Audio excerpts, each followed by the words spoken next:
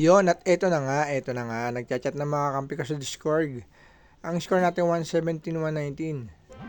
So, hindi yung triple yung 1 namin. So, TH13 yung atakin ko. Tapos, TH12 lang ako. Medyo mahirap. Silipin ko lang expo nila. So, naprepare ko nga pa ng troops dito is Witch Sap.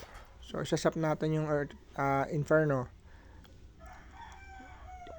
Mismatch ka agad. Pero sige, try natin. Siyempre, basagin muna natin yung dalawang Inferno na level 6. 4 na lightning, then isang earthquake. Okay, clear naman. Maganda yung pagkakasap natin. And then, lapag natin ang golem natin dito. Ang 3 golem. And then, ice golem. Spread natin yung ating mga witch. Okay, and then, lapag natin yung lagi. Monitor natin. BK dito malapit sa multiple inferno kasi ito yung level 7. Hindi siya mababasag.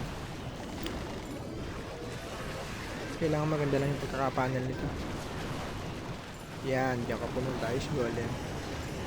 Okay, pasok. And then syempre wall breaker para makapasok dito sa may gilid natin. Ayun o, sakit ng multiple inferno. Taray. Naman ang sisi niya, may headhunter, dalawa. Ayun, syempre gamit tayo na warden ability nito after. Yan. Kailangan makuha yung infernong yan. Kunin mo na rin yung eagle. Okay.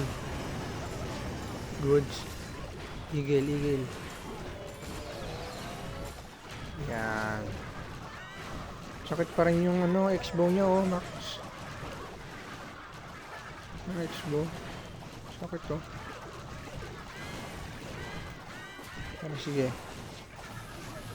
Konti na lang. Town hall. May warden ability mayroon pa tayong king ability tsaka queen ability. So ipipress natin itong town hall. Okay. And then isa pang press para sure. Okay, basag na. Ability tayo ng king. Go. Tatlong depensa na lang.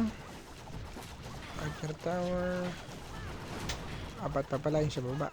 Cannon. Okay, queen. Kunin mo yung expo na yan. Okay, success. So, nakachamba tayo. Goods. Perfect natin yung war na ito. Okay, perfect war.